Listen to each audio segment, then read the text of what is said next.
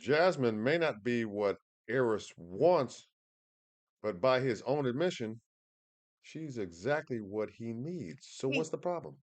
he got himself a black queen. Maybe royalty is the problem. Wow. Welcome to Cliff Alerts. Today we're going to be talking about Lifetime Network's reality-based TV series, Married at First Sight, season number 16, episode number 8.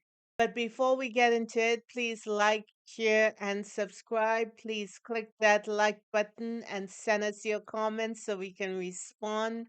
And we appreciate and thank you for your support of this channel. We're going to talk about Eris and Jasmine, and they're still trying to work it out. Jasmine is still talking about she loves easily, and Eris is right now has stopped because evidently he feels a lot of pressure in this process. And we meet them when Jasmine takes Eris home to her parents' house where she lives. And one of the things that impressed Eris about where she lives is that she has a whole host of pageant awards and trophies and all kinds of accolades. He put that crown on her head, and he said he asked for a black queen, and that's exactly who he got. So she took him to see the puppies, some beautiful little munchkins. She handed it to him, and while he held the dog a little awkwardly, it was pleasant Right, to him. that kind of made, at least from my vantage point, an impression on him. It melted him a Right, little bit. right, because he's kind of reserved, laid back, kind of, in the cut, not too overly emotional and all that kind of stuff. But it just seemed like the cuteness of those pups kind of maybe softened that hard exterior, Yeah, shall we say. puppies will do that to you every time. I thought it was gonna be like a house with a whole lot of dogs running around, but that wasn't the issue. So Not even close. And I think he probably may have had a sense of calm and or relief after seeing that, because that might have been what he expected. we didn't see a whole lot of Eris and Jasmine in this issue. The next time we see them is them meeting with Pastor Cal Yep. at the apartment. Hmm. So they moved in and he sits down with them, and Eris, of course, begins by telling Pastor Cal that Jasmine is not his type. Yeah, and As we explained in last week's video, he likes a certain anatomy about a woman, and Jasmine does not possess that anatomy that he wishes that she had. maybe that's what he was referencing when he tells Pastor Cal that he didn't feel like he and Jasmine are on the same attraction level. Right. He feels like hers is much higher than his. Yeah, Eris just got finished saying that Jasmine he thought was beautiful and there was a lot to admire about her, and that's what she needed, or he needed. Right. So, what is it about the producers and the show giving you what you need that's still so troubling to you? Because he wants what he wants. Um, People seem to get so locked in into their type that they don't see the blessing around them. It prevents them from seeing that, it may not show up as your type. Maybe what showed up is the best thing for you. I.e., what you need, which is Right, what he had right, acknowledged. right. So I still don't get what the problem is from his But end. the struggle, what I want. If you're accustomed getting what you want, it's hard to pivot from that and take what you need. Yeah, but getting what he's wanted in the past has continued to be at least in some way the foundational reason for why he's still single. The eyes tells us what we think we want, but we don't understand it's what we need that gives us the most fulfillment. Yeah, and it's good if you can match up the two, Right. but guys have a tendency to, get caught up in what they see and not necessarily get to who they are and are dealing with. Exactly. That's So, how men move and pivot all the right. time. So you can understand his point of view. Absolutely, I can understand. I don't necessarily agree with it because I realize that that's kind of short-sighted. But I just think that he has come to a point, at least on the show, where he's acknowledged that he's been like that in the past, but This is different now. Right. If he is accustomed as a single man getting as much um, assets as he possibly can, and he thinks that's all that's out there because that's what he's attracted to, and what you're attracted to comes to you, basically.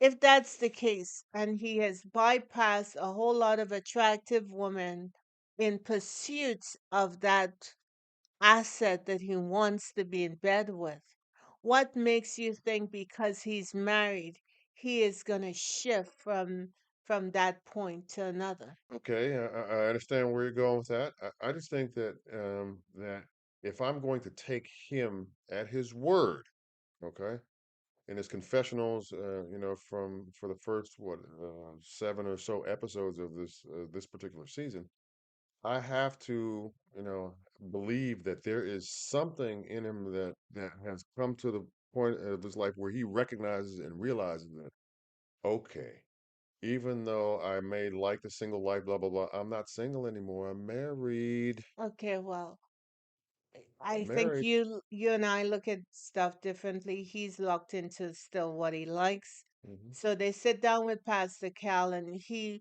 feels a certain amount of pressure at this process. He's gauging where he is by Jasmine's response, and he is not high on Jasmine like she is on him. So he feels a level of uncertainty, and he feels guilty that he is not on that high level to communicate with her. Yeah, the guilt Uh, portion of it, that for me is really the key because he recognizes it. To me, it suggests that he recognizes that she's good for him, but she doesn't fit what the image in his head necessarily like he wants her to. mhm. So he's willing to, kind of hesitate because of that, and concentrate or focus on some of the things that are distractions to where he should have his attention.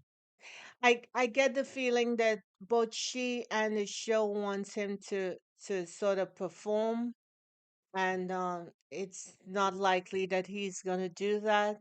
So he's just gonna try to work this out as best as he knows how.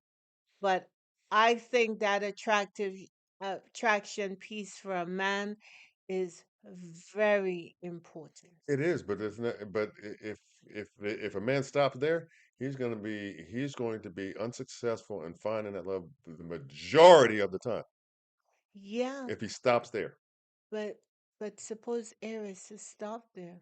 if he stopped there, then from my vantage point, I don't see him being successful at this married at first sight, marriage to Jasmine experience. I don't. I Well, don't. And I would hope that his life prior to this has kind of made enough of an impression on him to kind of change his, I guess, for lack of a better expression, seems to be his tendency to want to go revert back to who he was rather than deal with who he is moving forward with his spouse. do you think, just the hypothetical, if they had matched Eris with Kristen, do you think he would have a problem?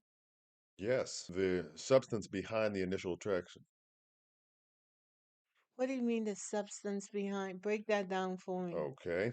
I think that Eris would be attracted to her physically, okay, hypothetically speaking. But when he got to understand that Kirsten has a laundry list of things that she expects from her man, in many ways are unimportant, okay, Uh, surface level things and not in-depth things, that he would be like, "Oh my goodness." and that is why Aries at 40 is not married or hooked in or locked in, because he Mm. has been with women who has the assets, but they have shown their personality to him, and he cannot align himself with it. He gotta know that he is between a rock and a hard place. He could get what he wants, but the characteristics and all this good stuff that he's looking for, in addition to the asset, may not always align with each other. Yep. And that is okay He's got to deal with the person in and front in of front him. of him, not the image in his head. It's Okay, right. about who he is married to or wants to be with or should be with. Right. If you want to smack it, you could still smack it. It may have a different tone or sound, but you still are able to smack it. You know what they say? More bongs for the ounce. I ain't gonna say nothing because I'm about to get in trouble. Thank you for liking, sharing, and subscribing. Thank you for the love that you've shown us. Mm-hmm. And tell us if you believe in what I just said. Mm-hmm. Mm-hmm. If you smack it and you hear that sound, or if you Mm-hmm. smack it and you hear another sound, Mm-hmm. it's okay. Mm-hmm. Tell me if I'm at, Mm-hmm. you let me know if I could get an amen on that. Love you, bless you, and thank you for keeping your mouth shut.